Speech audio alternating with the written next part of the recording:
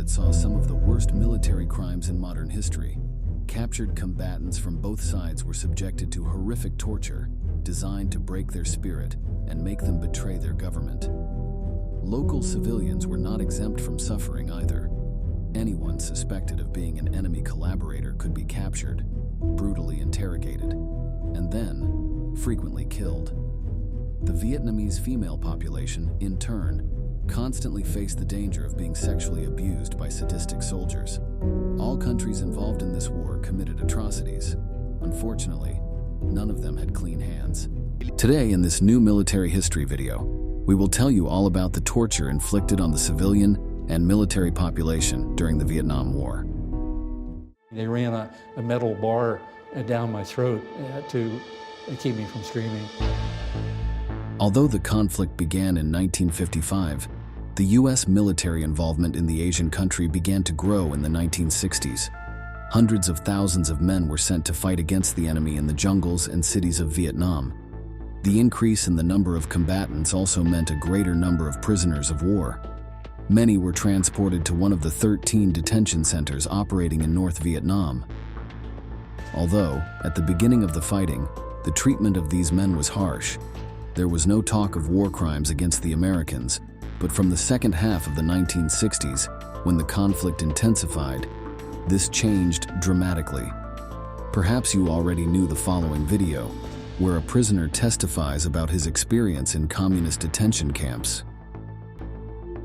How do you are treated in the camp? I get adequate food and adequate clothing and medical care when I require it.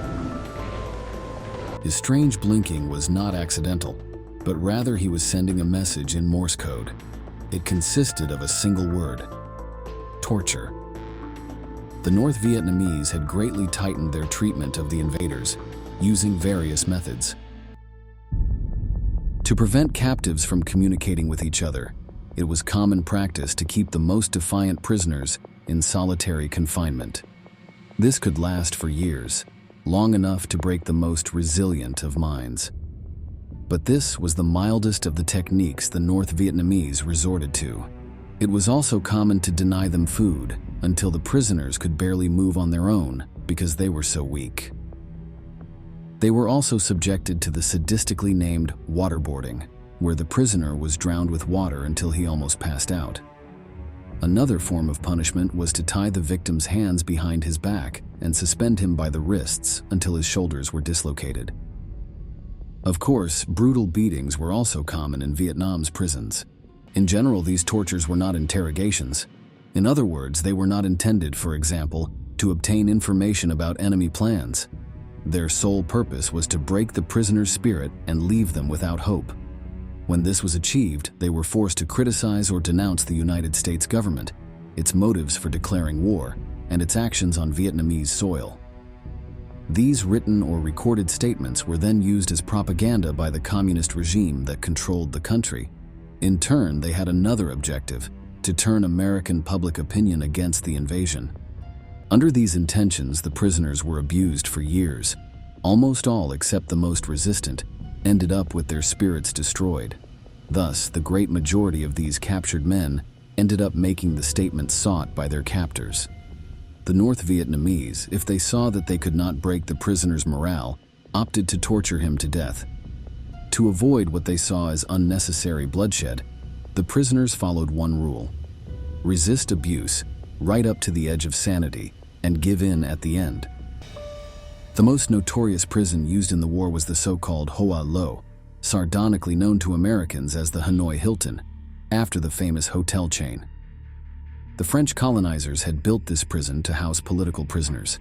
After Vietnam declared and won its independence, it was here that the first captured American soldiers and officers ended up. One of its most notable prisoners was the American senator and presidential candidate John McCain.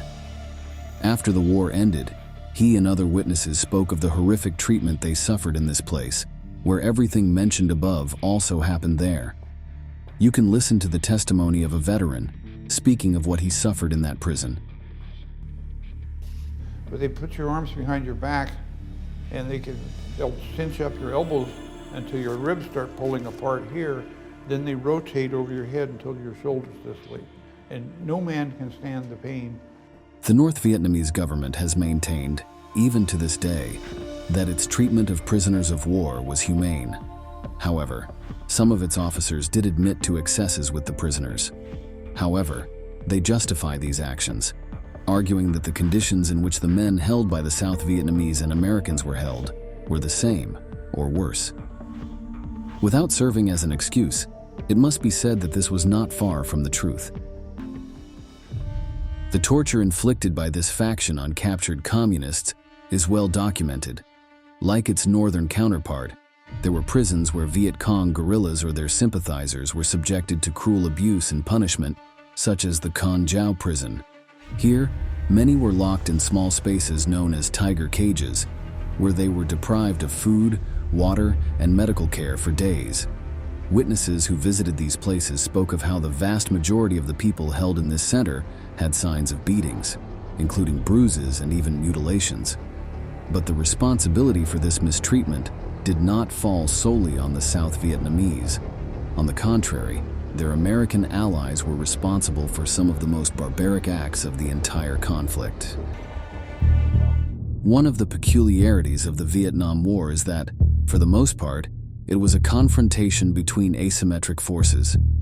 Many of the battles were not between regular armies, but were carried out on the North Vietnamese side by guerrillas.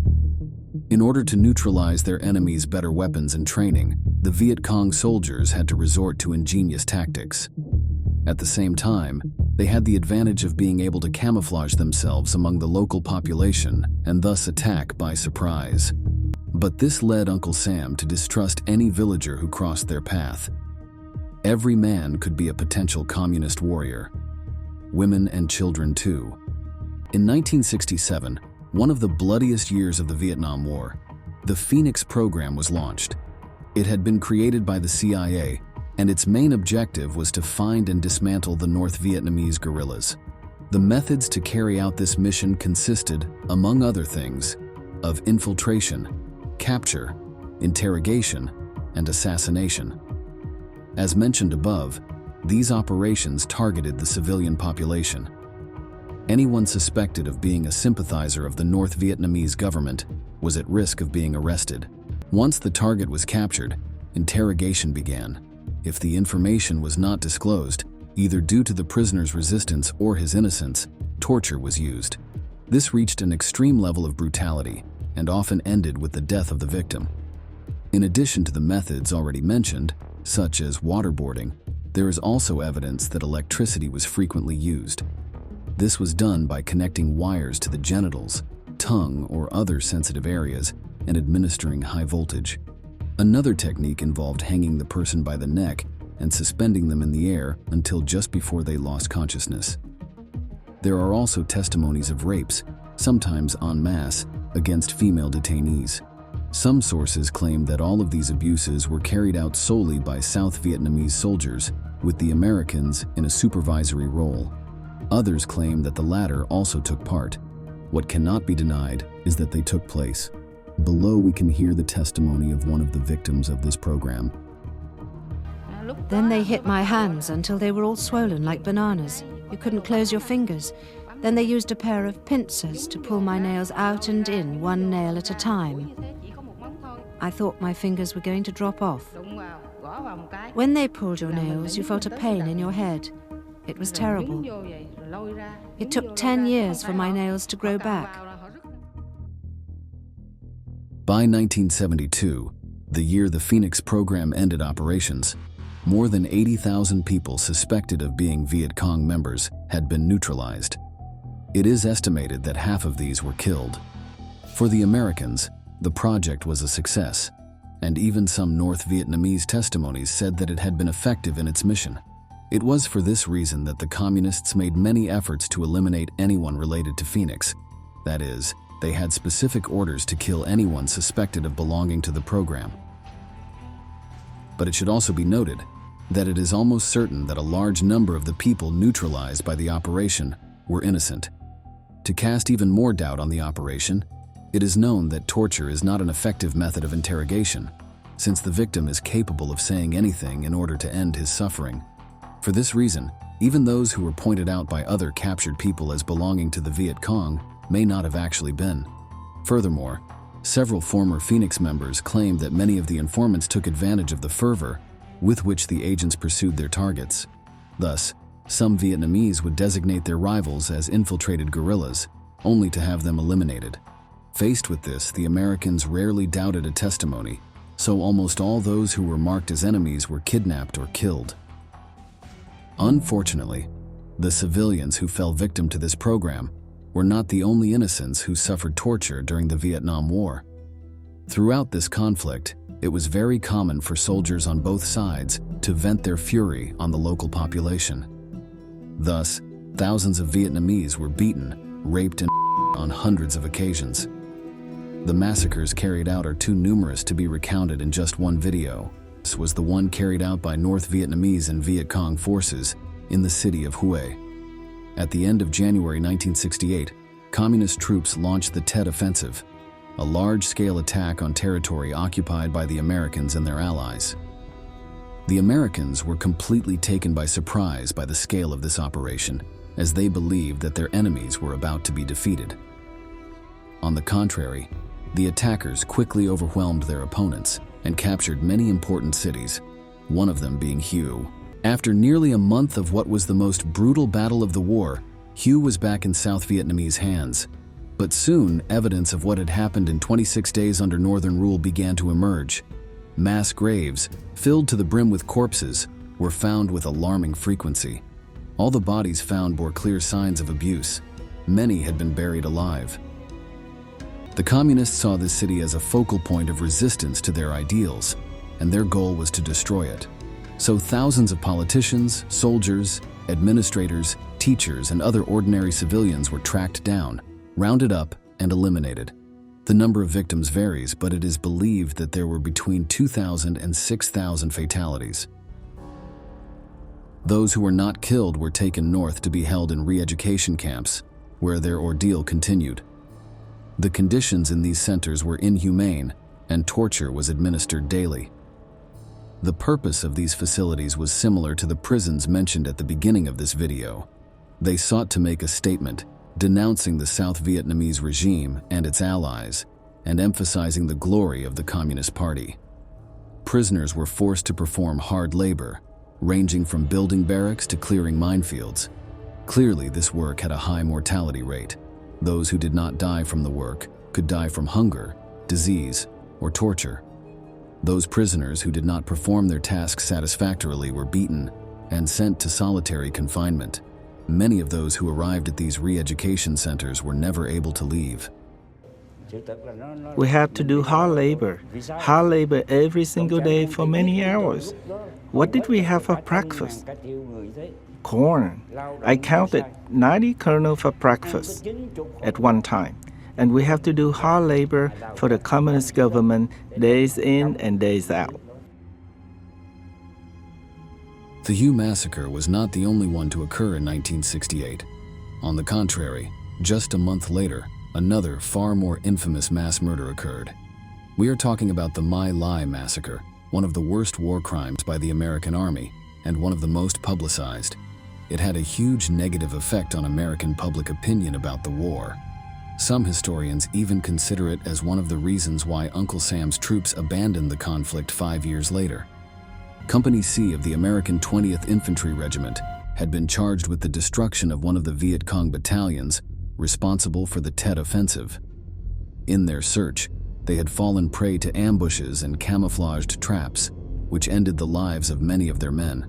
Their morale was dangerously low, but military intelligence had good news. They had finally found their target. The guerrillas were hiding in the small town of My Lai, or so it was believed. On the morning of March 16th, company leaders ordered their men to march on the village and search it aggressively. To render it inoperable as a shelter, every food source was to be destroyed, homes burned, and water sources poisoned. My Lai was to be wiped off the map. It was believed that by 7 a.m., all civilians not sympathetic to the Viet Cong would go to the local market to do their shopping. Under this rationale, Anyone still in the area after that time was a potential enemy, including women, the elderly, and children. And after a brief artillery attack, C Company entered the village. The inhabitants, unaware of what awaited them, did not panic or flee. Many were still preparing their breakfast. The soldiers quickly began gathering them into the village's common spaces and looking for signs of guerrilla activity. Despite intelligence reports, there were already signs that the information had not been all that accurate. There were hardly any men of military age, and the majority of the population consisted of women and minors. In addition to this, only 3 weapons were found in the entire village. It was clear that if the place had once functioned as a Viet Cong operations center, this was no longer the case. But the Americans did not care. No one knows exactly how it all began. Perhaps a Vietnamese man disobeyed an order from a soldier, or protested too much. Perhaps the troops simply decided to follow what they were told. What is certain is that My Lai quickly became a bloodbath. Residents were bayoneted, blasted with grenades, or simply machine-gunned by the Americans, who decided to take it out on innocent civilians. No one was spared, not even babies. No matter how many times the locals knelt down and begged for mercy, they were methodically shot. Some of the Americans present at the massacre recalled how they mercilessly shot old people and children, convinced that they were hiding grenades in their clothes. To these men, no one was innocent. It wasn't just murder that took place. Sexual abuse was also common during the day of the massacre. Women were repeatedly raped, sometimes by groups of soldiers in front of their families. Many of them were then executed as well. While this was going on, other men took it upon themselves to torture civilians, interrogating them about the whereabouts of Viet Cong guerrillas. There are many records of people having body parts cut off or teeth forcibly removed. You can hear the harrowing testimony of one survivor in the video below. Trong nhà tôi nhìn ra thì tôi thấy chị Mùi tôi lúc đó là 14 tuổi. Trên người vậy một thằng Mỹ nó đang đè chị, trên người chị không còn mặc cái quần áo nữa.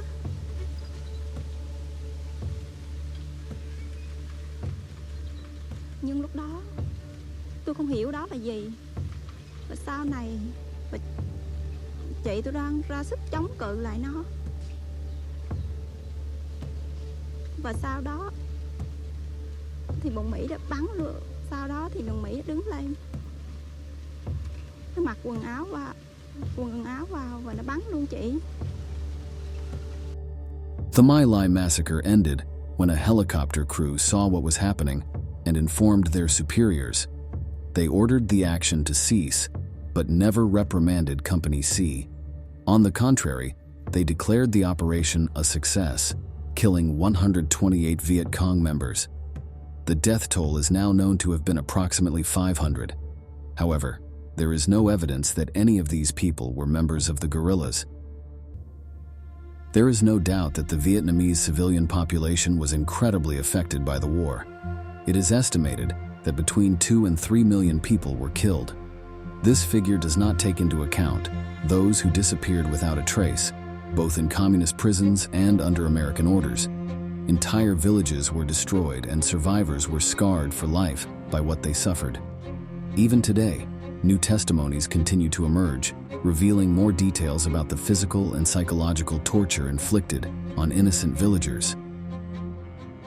We've reached the end of the video, and we don't want to leave without first asking you, do you think torture is a valid method to obtain information in a war? Leave us your answer in the comments box below, and don't forget to subscribe to our channel to learn about many more military events that left their mark on history.